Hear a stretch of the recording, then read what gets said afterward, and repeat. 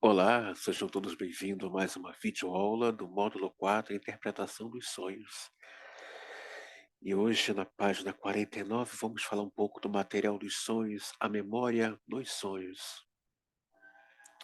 Todo material que compõe o conteúdo de um sonho é derivado de algo, de algum modo, da experiência, ou seja, foi reproduzido ou lembrado o sonho. Ao menos isso podemos considerar como fato indiscutível, mas seria um erro supor que uma ligação dessa natureza entre o conteúdo de um sonho e a realidade esteja destinada a vir à luz facilmente, como resultado imediato da comparação entre ambos. A ligação exige, pelo contrário, ser diligentemente procurada. Em inúmeros casos, pode permanecer oculta por muito tempo. A razão disso está em diversas peculiaridades exibidas pela faculdade da memória nos sonhos, e que, embora geralmente observadas até hoje, têm resistido à explicação. Vale a pena examinar essas características mais de perto. Ou seja, quando fala aqui em memória, fala dos registros marcados, até mesmo aqueles em que nós nos esquecemos, né, mas eles não estão desaparecidos, estão ali adormecidos.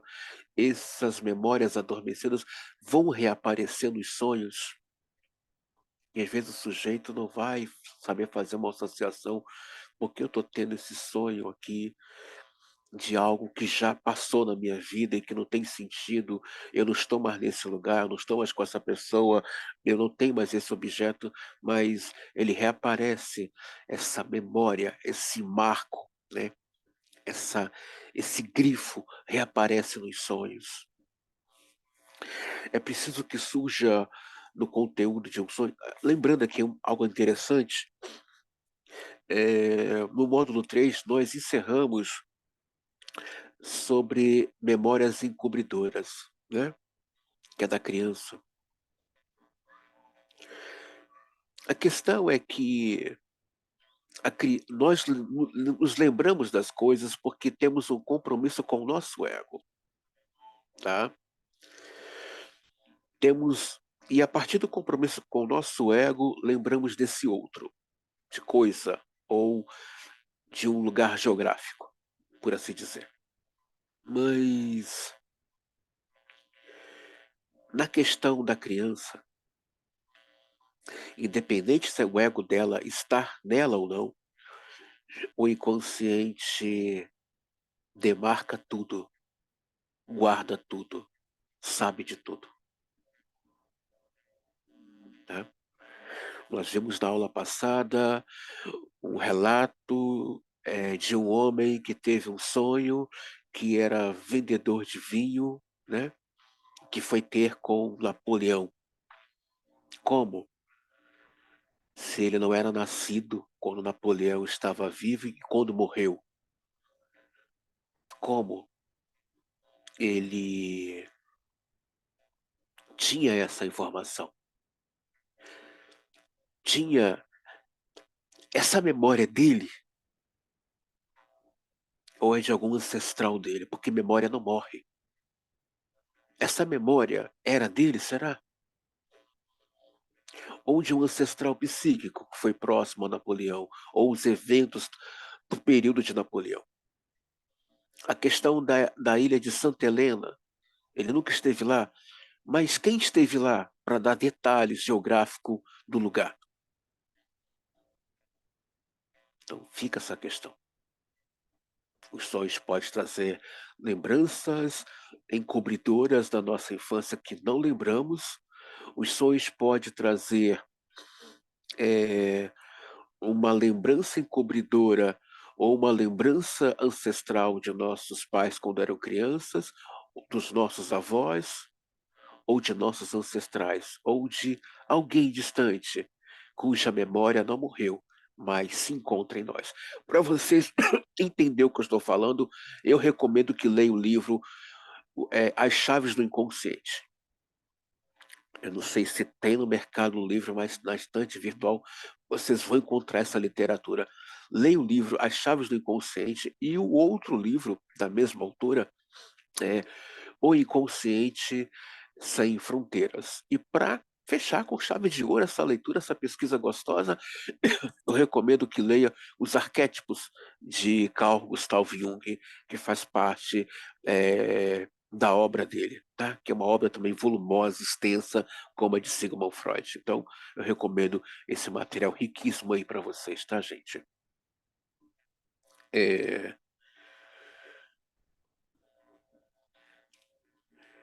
é possível que surja conteúdo nos sonhos, um material que, né, ficamos assim em dúvidas quanto à fonte a que recorreu o sonho.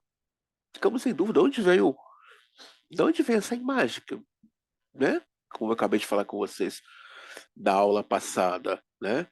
O camarada teve um sonho que ele era vendedor de vinho e foi ter com Napoleão e na verdade ele nunca viu Napoleão. E detalhe, quando ele nasce, Napoleão não existe mais. E outra, é, é, é, é... nossa, tô enrolado aqui, gente. Espera aí.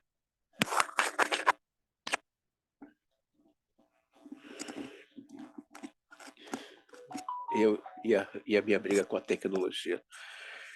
E às vezes nos perguntamos, mas da onde está vindo essa informação?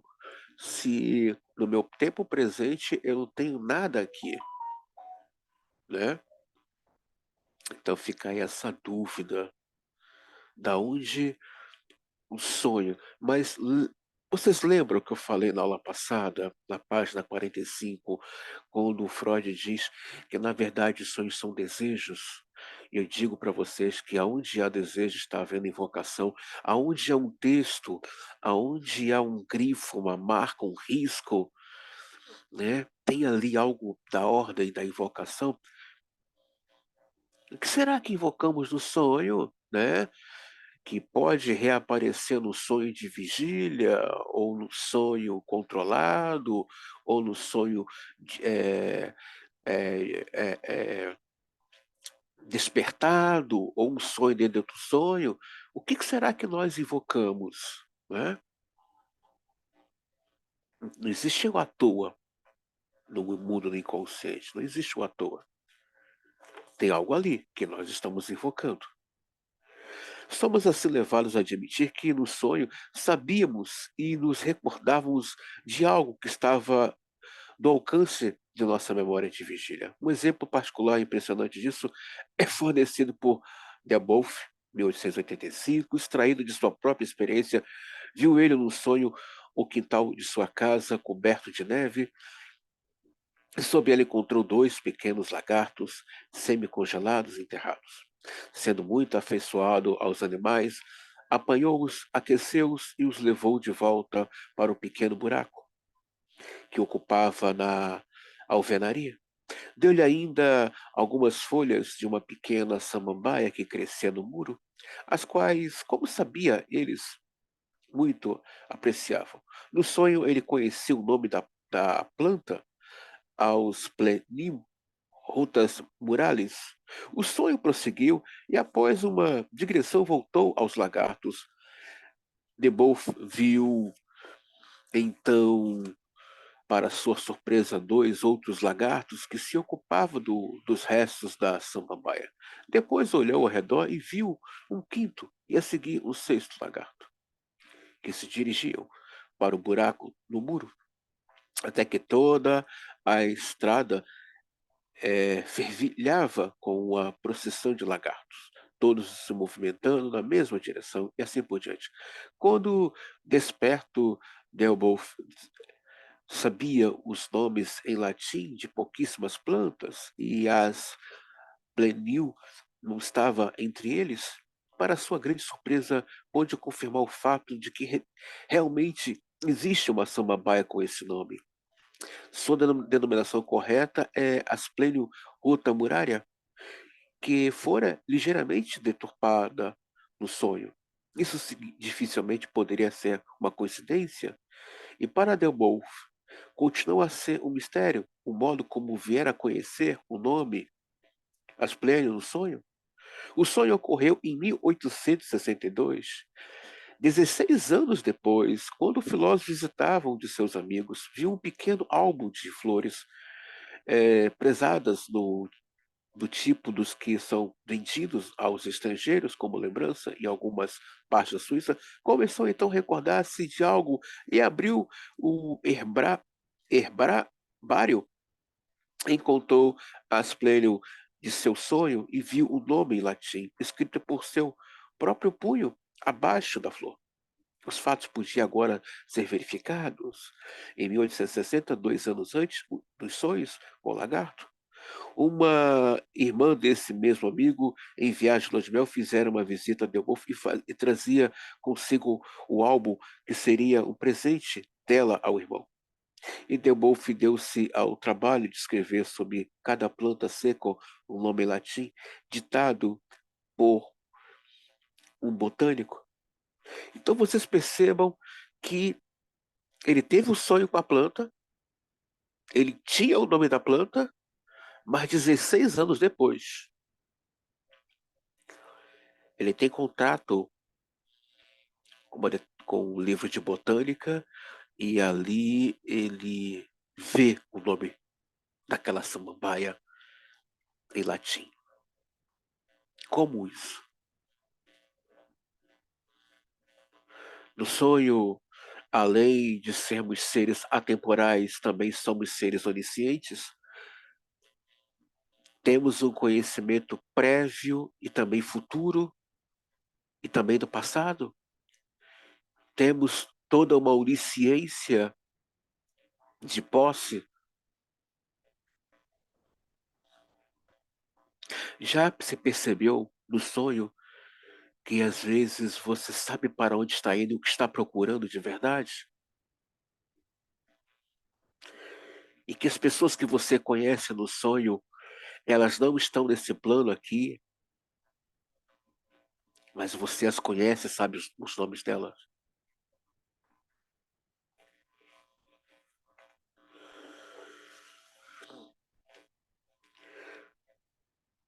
O feliz caso que tornou esse exemplo tão digno de ser recordado permitiu a Deboff reconstruir mais uma parte do conteúdo do sonho até sua fonte esquecida. Um belo dia, em 1877, aconteceu ele pegar um velho volume de um periódico ilustrado e nele encontrar uma fotografia de toda a procissão de lagartos, o que sonhara em 1862. Ou seja, aquela procissão de lagartos que ele viu no sonho, ele acha depois, em 1877, em um álbum. Como isso? Se ele não teve contato, esse sonho foi há 16 anos atrás. E 16 anos depois, tendo contato com dois livros diferentes, ele lembra do sonho. O que é isso? Lembra que eu falei com vocês no vídeo passado? Sonhar com uma pessoa em um tempo em que você não era nascido. E sonhar com um lugar, pessoas, detalhe, que ainda não nasceu, mas que nos seus sonhos ela já existe. O lugar e até mesmo a árvore que não foi plantada que se encontra, né, nesse sonho. O que é isso? O que será? O que é um sonho? É uma viagem no tempo? É um presságio? É um oráculo? É uma revelação? É o que é um sonho? E o sonho fala? O que o sonho está falando de nós, para nós? O que ele está falando? Os sonhos estão falando alguma coisa acerca de nós e para nós. O fato dos sonhos terem seu comando lembranças que são inacessíveis à vida de vigília é tão notável e tão importante, teórica, que eu gostaria de chamar ainda mais atenção para ele, relatando mais alguns sonhos hipermnésicos. Mauri, 1878, conta-nos como por algum tempo a palavra Muçulmã surgiu e ressurgia em sua mente durante o dia. Nada sabia a respeito dela, a não ser que era o nome de uma pequena cidade da França. Certa noite sonhou que conversava com alguém que lhe dizia ter vindo de Muçulmã e que, ao lhe perguntar onde ficava isso, respondia ser uma pequena cidade do departamento de Dordogne.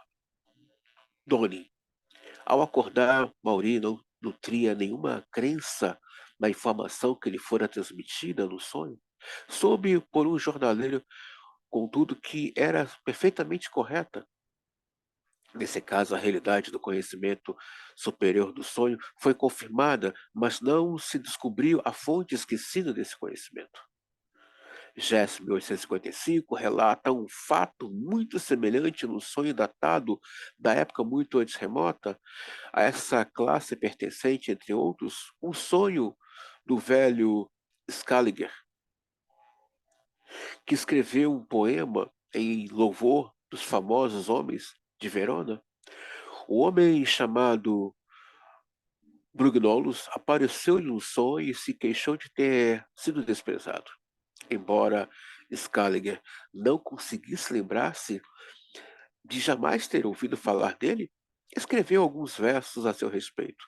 Seu filho soube posteriormente em Verona que alguém chamado Brugnolus de fato fora ali famoso como crítico.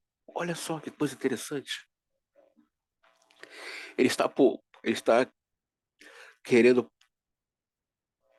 criar poesias e aparece um soldado, né, desse sonho. Ele faz uma queixa: você esqueceu de mim. E ao acordar, ele faz uma poesia e inclui esse homem na poesia. E depois se descobre que em determinada cidade esse homem em quem ele ouviu falar no sonho, que veio até a ele, existiu, que foi famoso naquela região. Que coisa interessante, né, gente? Então volto a perguntar: o que é o sonho? Mas eu volto a questionar: os sonhos falam conosco e fala acerca da gente. O quê? O Marquês Heaven, citado por Valcide, 1911, descreve um sonho muito hipermnésico que possui uma peculiaridade especial, pois foi seguido de outro que completou o reconhecimento do que a princípio foi lembrança não identificada. Certa feita, sonhei com uma jovem de cabelos dourados, a quem vi conversando com minha irmã, enquanto lhe mostrava um bordado. Ela me pareceu muito familiar no sonho e pensei já tê-la visto muitas vezes. Depois que acordei, ainda tinha seu rosto muito nitidamente diante de mim, mas era totalmente incapaz de reconhecê-lo. Voltei a dormir e o quadro onírico se repetiu, mas em segundo sonho, falei com a dama de cabelos louros e perguntei-lhe se já não tivera o prazer de conhecê-la antes, em algum lugar. Naturalmente, respondeu ela, não se lembra? Despertei imediatamente e pude então recordar-me com clareza de todos os pormenores associados com a atraente visão do sonho. O mesmo autor, também citado, conta como um músico, seu conhecido, ouviu no sonho certa vez uma melodia que lhe pareceu inteiramente nova. Só muitos anos depois, olha que coisa interessante. Olha só, gente. Conta como um músico, seu conhecido, ouviu no sonho certa vez uma melodia que lhe parecia inteiramente nova. Olha só que coisa linda. Só muitos anos depois foi que ele encontrou a mesma melodia numa velha coleção de peças musicais, embora ainda assim não pudesse recordar-se se tê-la examinado algum dia. Que coisa!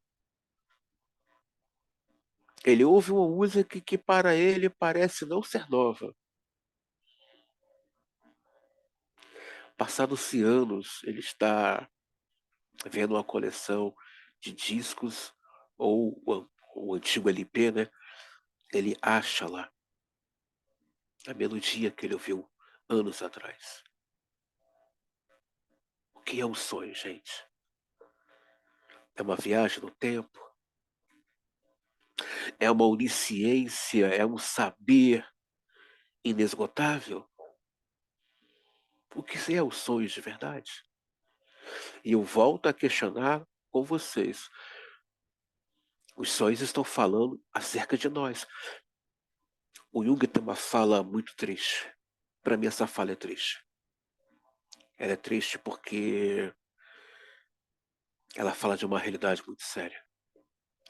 O Jung diz assim: quantos morrem todos os dias sem saber das suas muitas potencialidades? Isso é muito sério, gente. Eu volto a falar e vou falar aqui nessa aula com vocês. Eu sou muito grato e muito feliz por ter conhecido a psicanálise. Queria eu ter conhecido ela na minha adolescência. Talvez eu teria evitado alguns mal-estar na minha vida, mas que bom que eu passei por esses mal-estar para poder hoje compreender o meu caminho e o caminho daqueles que estão à minha volta. Mas eu volto a dizer para vocês, a cada tempo que eu estudo a psicanálise, a cada tempo que eu me aprofundo em autores diferentes, clássicos da psicanálise, eu me descubro minhas potencialidades que me pertencem, como a libido, desejo, invocação, fé. A fé do psicanalista não é mesmo a fé do religioso, não é, né? E o Nasio tem uma fala muito linda, né? O analista se apropriar do seu lugar de analista, de se apropriar desse lugar de analista. Como isso é rico, como isso é profundo.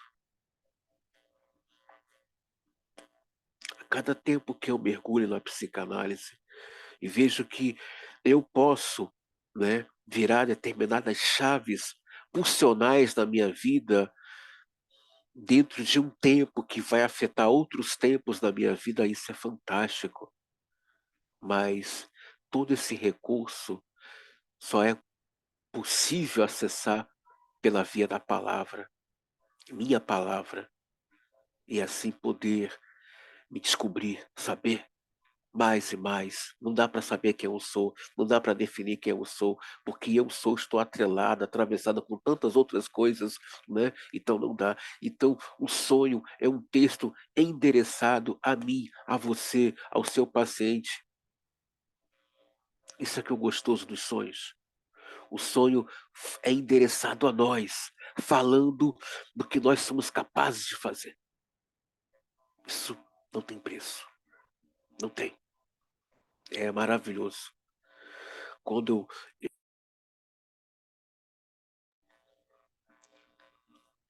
eu fico maravilhado, muito maravilhado mesmo, gente. Ainda na página 51, sei que Myers, 1892, publicou toda uma coletânea de sonhos hipermnésicos dessa natureza nas atas da Sociedade de Pesquisas Psíquicas, mas infelizmente não tem acesso a elas, né? Ninguém que se ocupe de sonhos pode, creio eu, deixar de descobrir que, de fato, muito comum um sonho dar mostras de conhecimentos e lembranças que o sujeito em estado de vigília não está ciente de possuir. Em meu trabalho psicanalítico com pacientes nervosos, do qual falarei mais adiante, tenho condições várias vezes por semana de provar aos pacientes, com base em seus sonhos, que eles de fato estão bem familiarizados com citações, palavras e obscenas. Então Freud às vezes diz o seguinte: você está sonhando isso, mas você sabe o que é. É isso que o Freud está falando. Aí alguém faz uma pergunta, mas peraí, mas e José do Sonho, do Egito, e Daniel? Não podemos dizer que o sonhador não sabe o que está acontecendo, sabe? A questão é o contexto religioso. Pede muitas vezes um oráculo externo, mas no contexto psicanalítico, na ciência do inconsciente, sabe-se que esse outro que sonha sabe o que está acontecendo, está ciente, não ele, mas o sujeito do inconsciente dele sabe o que significa aquele sonho. Por isso que eu volto a falar, é preciso parar e ouvir o seu sonho. É preciso parar e ver o que o seu sonho está dizendo para você. Por isso que nós, psicanalistas, não interpretamos os sonhos dos nossos pacientes, nós indagamos para eles o que é isso que você está sonhando. O que é isso? Isso é o quê? O que que você está realmente sonhando? O que que você está realmente eh, indagando? Então, é o que Freud vai dizer. Ele sabe o que estão sonhando. Né? Ele afirma aqui, né, para os pacientes deles, ele vai falar: vocês sabem, vocês estão muito familiarizados com citações, palavras. Você sabe o que está acontecendo ali. Sabe? O sonhador sabe cada significado de cada arquétipo, de cada símbolo que se apresenta nos sonhos. Sim, sabe?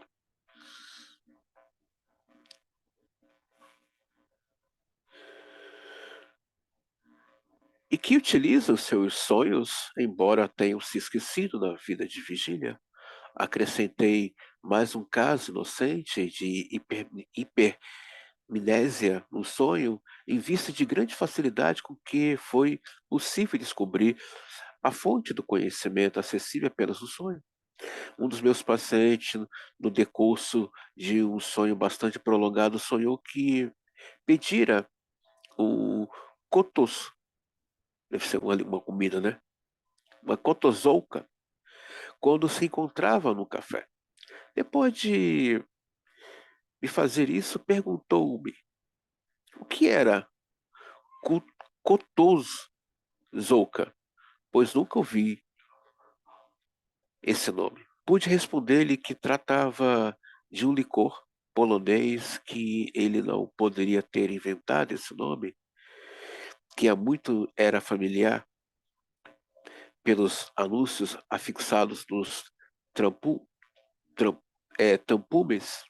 De início ele não me quis dar crédito, mas alguns dias depois, após concretizar seu sonho num café, notou o nome num tapume na esquina de uma rua pela qual devia ter passado pelo menos 2 vezes ao dia durante vários meses. Geralmente o paciente é, subestima o analista, né? Paciente, aluno, né? Mas uma coisa o Freud nos ensina, e eu tenho aprendido isso de maneira é, muito boa, né? Não querer convencer de ninguém de nada. Eu não tento convencer meus alunos e meus pacientes das coisas que vivemos na clínica, ou de que como percebemos o mundo, mas a própria pessoa, com o passar do tempo, com o passar dos momentos, vai ver. Por isso que, eh, o Lacan vai dizer uma coisa muito interessante a partir de Freud, que nós analistas apostamos não no paciente, mas no tempo lógico da análise. Não esperamos nada do paciente, mas esperamos o tempo lógico da análise. Então, isso é maravilhoso. Quando reconhecemos que nesse processo lógico, que não é um processo lógico cronológico do calendário das horas, mas da psique do sujeito e do processo de análise, resultados maravilhosos começam a surgir. Assim também com o aluno. Com o passar do tempo, as pessoas começam a ver, nossa, realmente, eu estou começando a entender as pessoas à minha volta, nossa, começando a ver o mundo com outro olhar, sim. Eu sempre digo que com o passar do tempo, a pessoa estando aqui, atravessada com a clínica, atravessada com a análise, ela passa a perceber o outro com outro olhar, com uma outra percepção.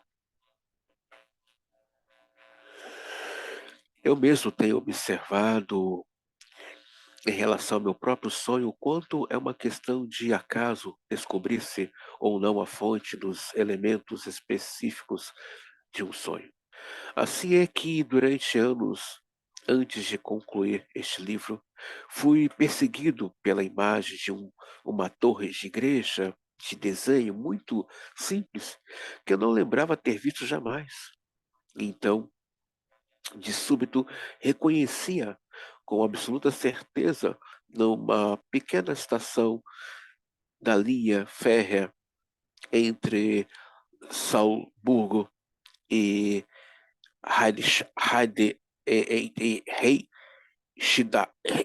eita, esse nome alemão, é isso mesmo. Isso ocorreu na segunda metade da década de 1890. Eu estivera naquela linha pela primeira vez em 1896. Em anos, a frequente repetição em meus sonhos de imagem de determinado lugar de aparência inusitada tornou-se para mim um verdadeiro incômodo. Numa relação especial específica comigo. À minha esquerda, eu vi um espaço escuro onde reluzia diversas figuras grotescas e de arenito, uma vaga lembrança a qual eu não queria dar crédito dizia-me tratar-se da entrada de uma cervejaria, mas não consegui descobrir nem o significado do quadro onírico, nem sua origem. Em 1917 ocorreu-me estar em Pádua, que lamentavelmente eu não pude visitar desde 1895. Minha primeira visita àquela encantadora cidade universitária fora uma decepção, pois eu não pudera ver os afrescos de Giotto de na Madonna de Arena. Voltara a meio caminho da rua que leva até lá, ao ser informado de que a capela estava fechada naquele dia. Em minha segunda visita, 12 anos depois, resolvi compensar isso e a primeira coisa que fiz foi encaminhar-me pela capela de Arena, na rua que conduz a ela, à minha esquerda e com toda a probabilidade do ponto da qual retornara em 1895. Deparei-me com um lugar que tantas vezes vira em meus sonhos. Com as figuras de Arenito que fazia parte dele. Era de fato acesso ao jardim de um restaurante. Ou seja, vamos deixar claro aqui, quem não leu o livro Freud, Uma Vida para o Nosso Tempo, de Peter Gay, eu recomendo, leia. Se não tem, procure adquirir essa obra para ontem. Muito bem. Freud é um homem muito atravessado com a cultura, com a arte, com a história, né? Já o Lacan é muito atravessado também com a cultura, com a arte, com a política, né? Tanto é que ele vai beber muito de Karl Marx, né? Quem não leu Karl Marx, eu recomendo, antes de ler a obra dele, leia a biografia da vida dele, para você ter uma noção um pouco da psicanálise lacaniana que tem como base a filosofia política comunista.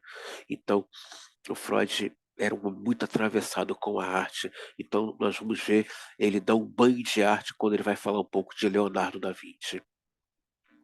Uma das fontes de nossos sonhos retira o material para reprodução. Material que, em parte, não é nem recordado nem utilizado nas atividades do pensamento de vigília, é experiência da infância. Citarei apenas algumas dos autores que observam e restauram esse fato. Lembra da aula do módulo 3 que estávamos terminando e discutimos lembranças encobridoras, né? E eu falo na aula do vídeo anterior a essa aula que não lembramos da infância porque o ego da criança não tem ainda um compromisso com o ego dela, né? A criança não tem compromisso com o seu ego. Você e eu nos lembramos do outro, coisa, lugar ou espaço porque temos um compromisso com o nosso ego. Se não tivermos um compromisso com o nosso ego, não vamos realmente lembrar de nada. Tudo vai passar desapercebido, aparentemente, não para o inconsciente, porque para o inconsciente tudo é apercebido. Detalhe, é percebido, apercebido, dentro de tempo e fora de tempo. O inconsciente percebe tudo. Guarda isso. O inconsciente, ele é atemporal. Ele já foi, ele já viu, ele já sabe. Como diz o Lacan, o inconsciente chega na frente. Por isso que o analista tem uma certa dependência do inconsciente e ele confia cegamente na sua intuição. O analista muito atravessado com a psicanálise, ele está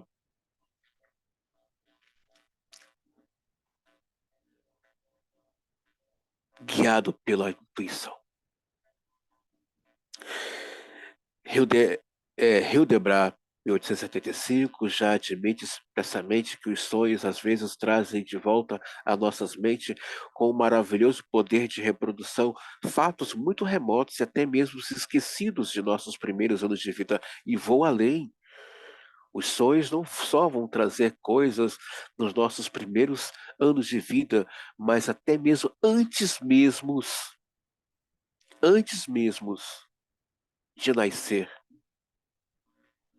vai trazer lembranças desse período dentro do útero.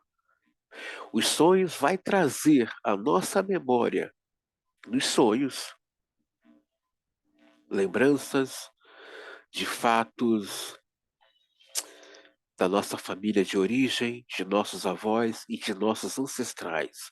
Lembra do sonho do vídeo anterior? O cara sonhou com Napoleão, sonhou com a ilha de Santa Helena. Detalhe, ele nunca viu Napoleão, né? Quando ele nasce, Napoleão já está morto, há muito tempo morto, e detalhe, ele nunca esteve na ilha de Santa Helena. E no sonho, ele vai até a ilha de Santa Helena e ele conversa com Napoleão.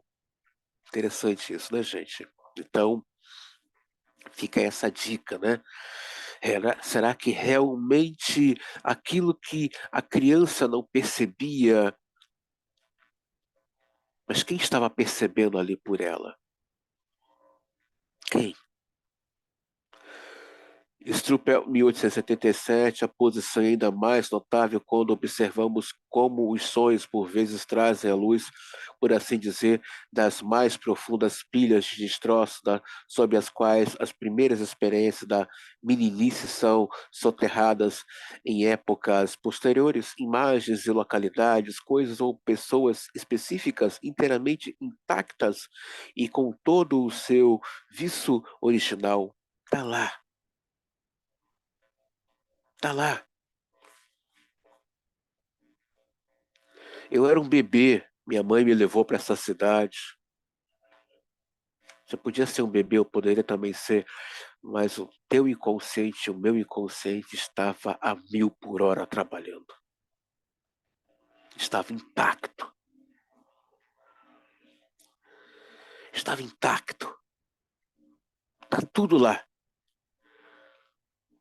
Nesse exato momento que você está assistindo essa videoaula, teu inconsciente está fazendo uma varredura de tudo e de todos, aqui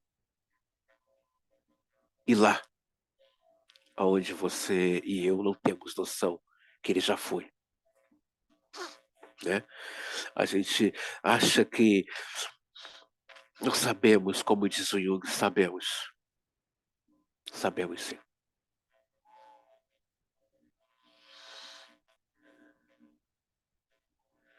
Isso não se limita às experiências que criaram uma viva impressão quando ocorreram ou que desfrutam do alto grau de importância psíquica e retornaram depois unções de autênticas lembranças com as quais a consciência de vigília se regozija?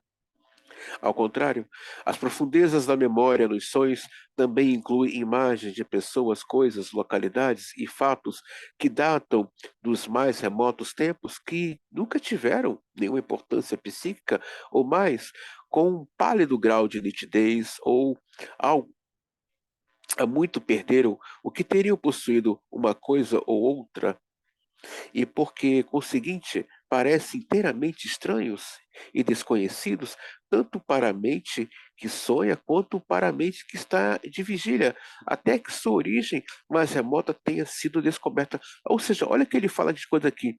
É, ele fala de um estado psíquico, né? Sem nenhuma importância. O que ele está falando de um estado psíquico sem nenhuma importância? A criança, ela esquenta a cabeça com alguma coisa, gente. Ela quer brincar. Ela quer brincar. O bebê quer mamar, quer defecar, quer fazer xixi. Não existe alguma coisa de foco de importância ainda, não de significância, de significado para o ego do bebê ou da criança. Não tem, não tem. Mas ele diz que essas coisas todas desse passado é, enterrado, elas reaparecem nos sonhos sem nenhum sentido, mas tem um sentido ali, porque tem uma mensagem endereçada ao sonhador. Então, eu convido a você, a partir desse módulo, desse curso, a ficar atento ao que o sonho diz para você. Olha que coisa. Volcker, 1875, também, especialmente notável a facilidade com que as recordações da infância e da juventude ganham acesso aos sonhos. Os sonhos continuamente nos relembram coisas em que deixamos de pensar e que há muito deixaram de ser importantes para nós.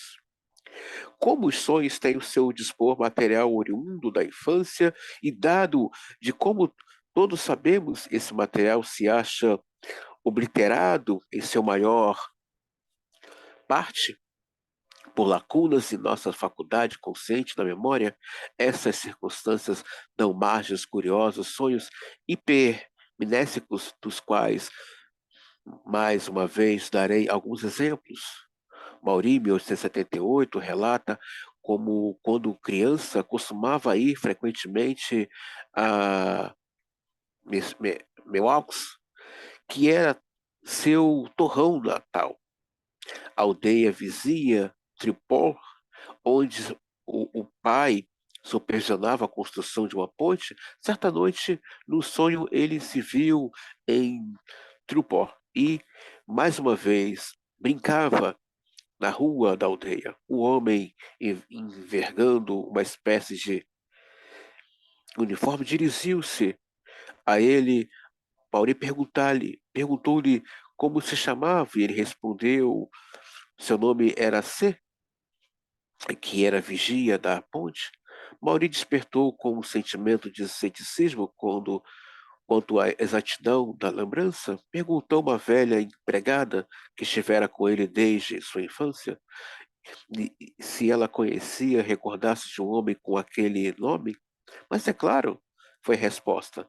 Ele era o vigia da ponte quando seu pai estava construindo. Percebam, ele era uma criança, né? Mas essa lembrança ele não tinha, né? Desse homem e ela reaparece no sonho dele. Ela reaparece no sonho dele. Interessante isso, né? Mauri fornece outro exemplo igualmente bem corroborado da exatidão de uma lembrança da infância surgida num sonho. O sonho ocorreu a um certo Monser que, quando criança, vivera em Montbrison. 25 anos depois de partir dali, resolveu rever a cidade natal e alguns amigos da família e que não encontrara desde então.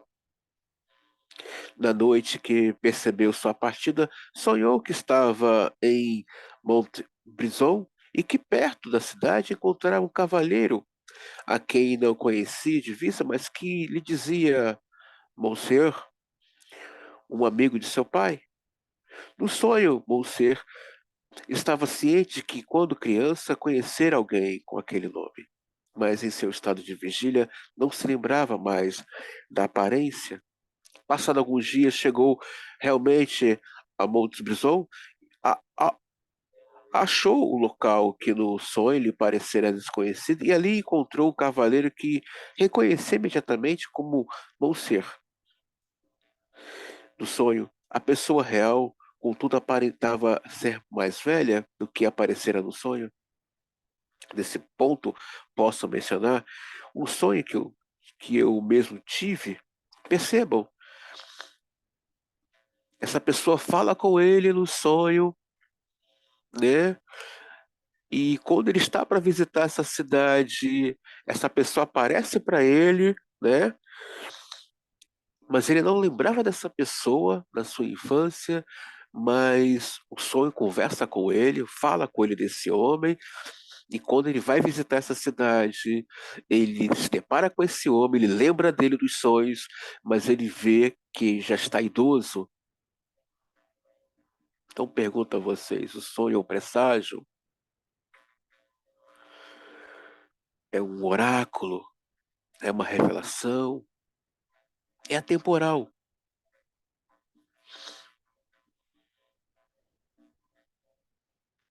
Podemos ter lembranças de coisas da nossa infância que estão em estado adormecido, mas também podemos sonhar com coisas que não temos conhecimento, não temos ciência e que talvez daqui a 20 anos ou daqui a 30 anos teremos ciência de algo que estamos sonhando hoje.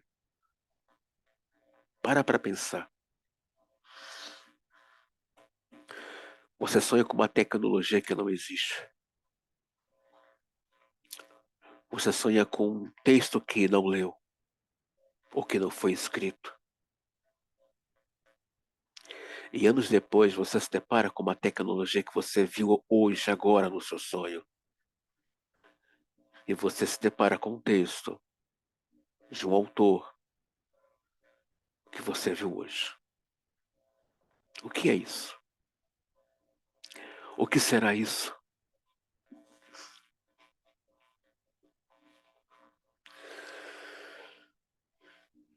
Sonhei com alguém que no sonho eu sabia ser médico da minha cidade natal. Seu rosto era indistinto, mas eu confundia com a imagem de um dos professores da minha escola secundária, com quem ainda me encontro ocasionalmente. Quando acordei, não conseguia descobrir que ligação haveria com esses dois homens. Entretanto, fiz à minha mãe algumas perguntas sobre esse médico que remontava aos primeiros anos de minha infância e soube que ele tinha apenas um olho. O professor cuja fisionomia se sobrepusera ao médico no sonho também só tinha uma vista. Fazia 38 anos que eu vira o médico pela última vez, e ao que eu sabia, nunca pensara nele em minha vida de vigília, embora uma cicatriz em meu queixo pudesse ter me feito recordar de suas atenções para comigo. Diversos autores, por outro lado, asseveram asseveram que na maioria dos sonhos se encontram elementos derivados dos últimos dias de sua ocorrência. Isso parece ser uma tentativa de contrabalançar a excessiva ênfase ao papel desempenhado na vida onírica pelas experiências da infância. Assim, Robert, em 1886, realmente declara que os sonhos normais, de modo geral, dizem respeito apenas a impressões dos últimos dias. Verificaremos, porém, que a teoria dos sonhos, elaborada por Robert, torna essencial destacar as impressões mais recentes, deixando fora de alcance as mais antigas. Não obstante o fato que ele afirma permanece correto, como posso confirmar por minhas próprias pesquisas, o autor norte-americano Nelson, 1888, é de opinião que mais impressões mais frequentemente empregadas no sonho decorrem do penúltimo ou do antepenúltimo dia antes que o sonho ocorra, como as impressões do dia imediatamente anterior ao sonho não fossem suficiente atenuadas ou remotas.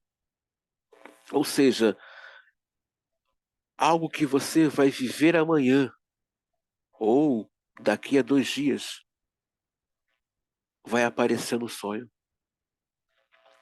É um déjà vu? É o quê? Como é que é isso? Algo que vai acontecer daqui a uma semana, você vê no sonho.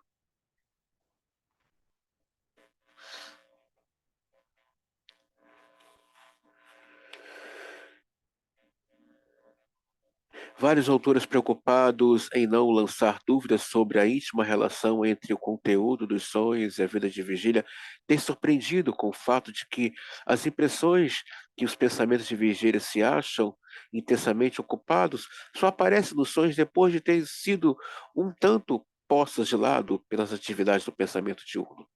Assim, após a morte de ente querido, as pessoas em geral não sonham com ele logo de início, enquanto se acham dominadas pela dor.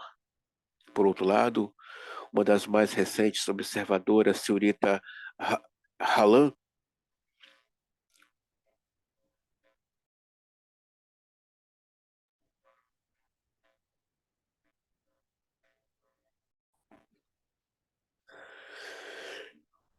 coligiu exemplos em contrário-se afirmando o direito de cada um de nós ao individualismo psicológico nesse aspecto. A terceira mais surpreendente e menos compreensível característica da memória dos sonhos é demonstrando a escolha do material reproduzido, pois o que se considera ser digno de ser lembrado, não é? Como na vida de vigília, apenas o que mais importante, mas, pelo contrário, também o que mais irrelevante e significante no tocante a este ponto, citarei os autores que deram expressão mais vigorosa à sua estupefação, ou seja, o sujeito escolhe o que vai sonhar. Perceberam? O sujeito escolhe o que vai sonhar.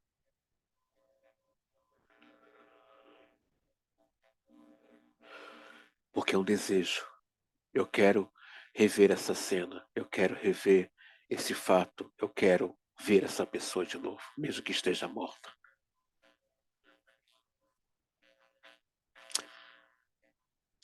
Mas essa pessoa que aparece no sonho, ainda, mesmo que esteja morta, ainda há investimentos libidinais sobre ela.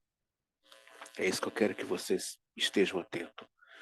Hildebra- Hildebrandt, 1875, pois o fato notável é que os sonhos extraem seus elementos não dos fatos principais e excitantes, nem dos interesses poderosos impericiosos do dia anterior, mas dos detalhes causais, do fragmento sem valor. Poder-se dizer que do que venceu recentemente ou do passado mais remoto, uma morte na família que nos tenha comovido profundamente e sobre cuja sombra imediatamente tenhamos adormecida a tarde da noite e apagada a nossa memória até que, em nosso primeiro momento de vigília, retorna a ela novamente com a perturbadora violência. Por outro lado, uma verruga na testa de um estranho que vimos na rua e que não pensamos mais depois de passar por ele, tem um papel a desempenhar no sonho. Ou seja, lembra que eu falei com vocês da criança?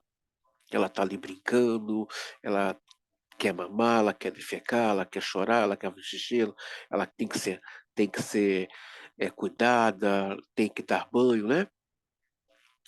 A criança que quer brincar, ela está desapercebida, não inconsciente.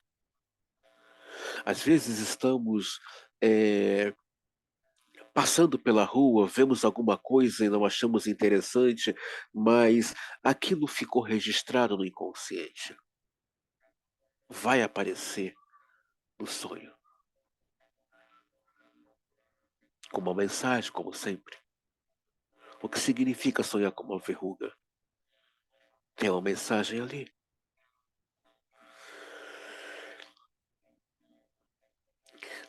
Havelock Ellis, Stupel, há casos em que a análise de um sonho demonstra que alguns de seus componentes da realidade provêm das experiências do dia precedente ou do dia anterior a este. Mas de experiências tão sem importância e tão triviais do ponto de vista da consciência de vigília, que foram esquecidas logo após a sua ocorrência. As suas experiências de natureza incluem, por exemplo, observações acidentalmente, entre outras vidas, ações exatamente observadas de outra pessoa, vislumbres passageiros de pessoas ou coisas, ou fragmentos isolados do que se leu e assim por diante. Nada escapa do inconsciente. Então é óbvio que o sujeito vai sonhar com esse fragmento, que é um texto. É um texto. Havelock, 1899, as emoções profundas da vida de vigília, as questões, os problemas pelos quais difundimos nossa principal energia mental voluntária, não são os que costumam apresentar de imediato a consciência onírica. No que diz respeito ao passado imediato, são basicamente as impressões corriqueiras, casuais e esquecidas da vida cotidiana, que reaparecem em nossos sonhos. As atividades psíquicas mais intensamente despertas são as que dormem mais profundamente. Diz 1878, efetivamente faz dessa peculiaridade específica da memória nos sonhos uma oportunidade para expressar sua satisfação com as explicações dos sonhos com que ele próprio sustentou. E os sonhos naturais levantam problemas semelhantes, porque nem sempre sonhamos com as impressões minêmicas do dia que acabamos de viver. Porque muitas vezes, sem nenhum motivo aparente, mergulhamos, em vez disso, no passado remoto e quase extinto.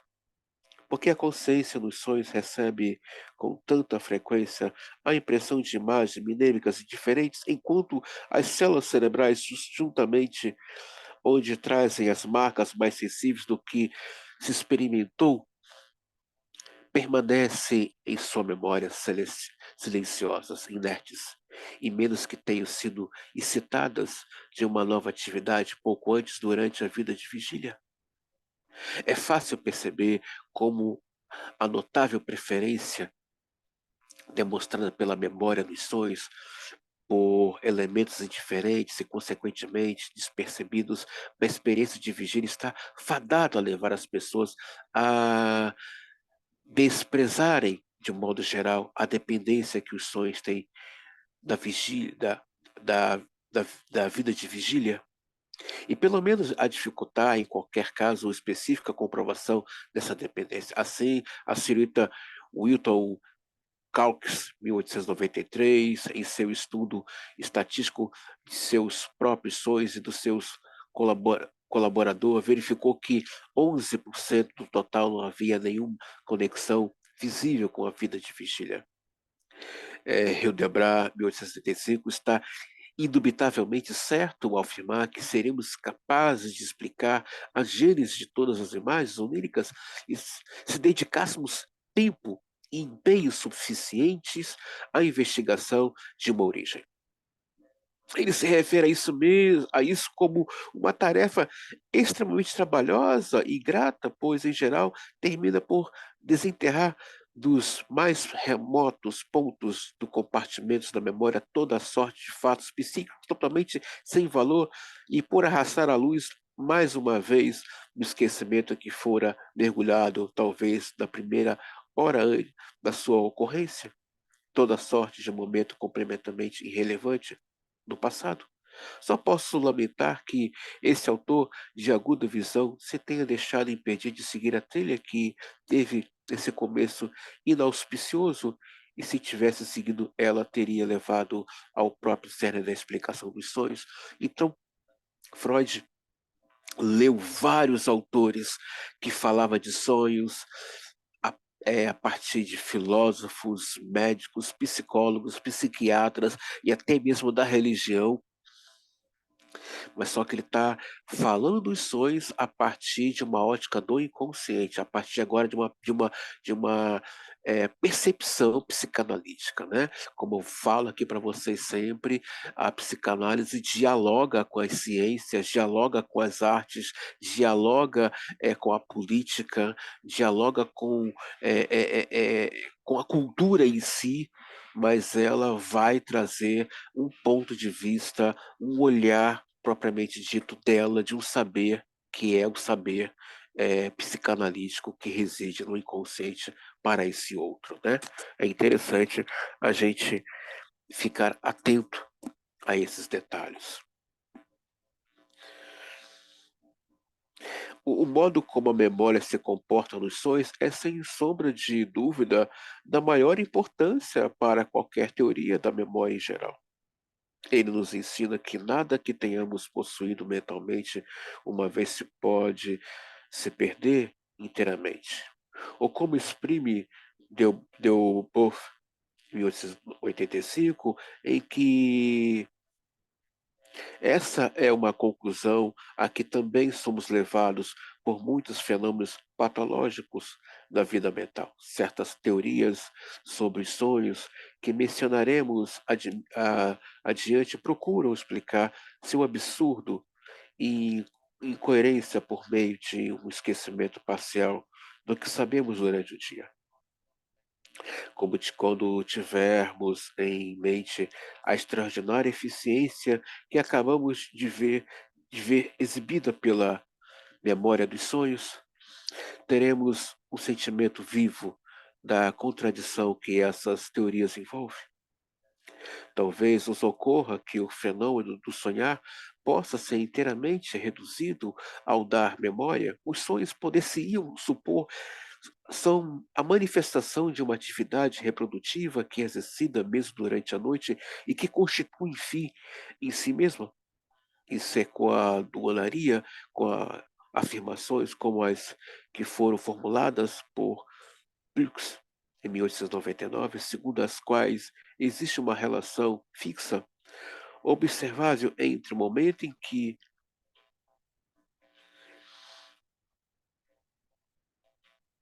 um sonho ocorre e seu conteúdo, sendo as impressões do passado mais remoto reproduzidas nos sonhos durante o sono profundo, enquanto as impressões mais recentes surgem ao amanhecer.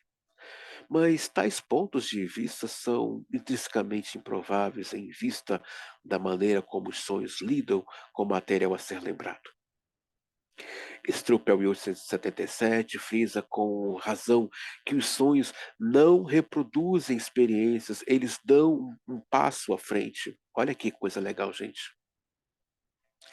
Sonhos não produzem experiência, mas dão um passo à frente.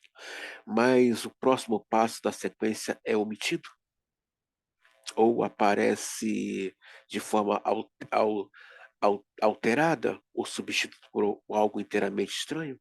Os sonhos não produzem mais do que fragmentos de reproduções, e isso constitui uma regra tão geral que nela é possível basear conclusões teóricas e verdade que existem casos excepcionais em que um sonho repete uma experiência tão completamente quanto está ao alcance de nossa memória de vigília.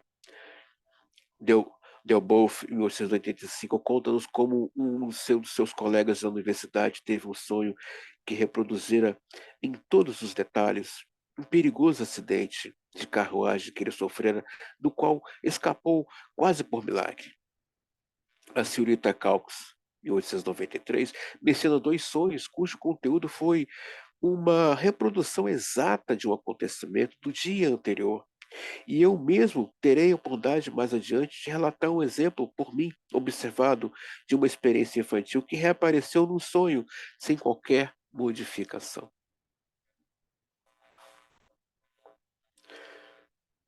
Você vai sonhar com o fato que já aconteceu e esse fato vai reaparecer no sonho. Vai sonhar com uma pessoa que não está mais aqui, ou que você nunca teve contato, no caso, um bisavô ou um tataravô, ou vai sonhar com um sobrinho que ainda não nasceu. E estará falando com ele.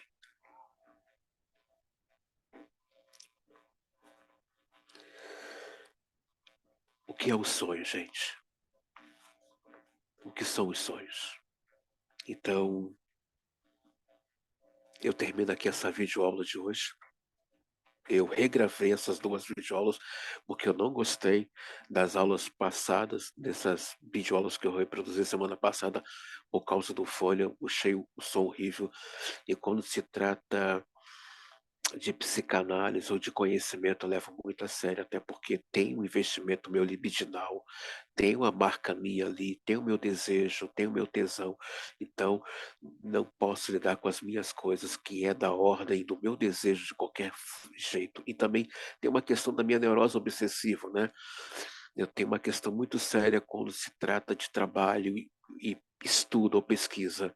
Eu levo muito a sério. Então, tô aqui devolvendo para vocês essa segundo videoaula da semana passada, só que agora regravada, e eu espero que essas 2 videoaulas possam enriquecer você nesse seu processo de construção clínica da sua formação psicanalítica. Desde já, agradeço de coração essa aposta mais uma vez aqui, tá? E nos vemos depois aí na próxima aula sobre interpretação dos sonhos. Muito obrigado e vamos caminhando, gente linda.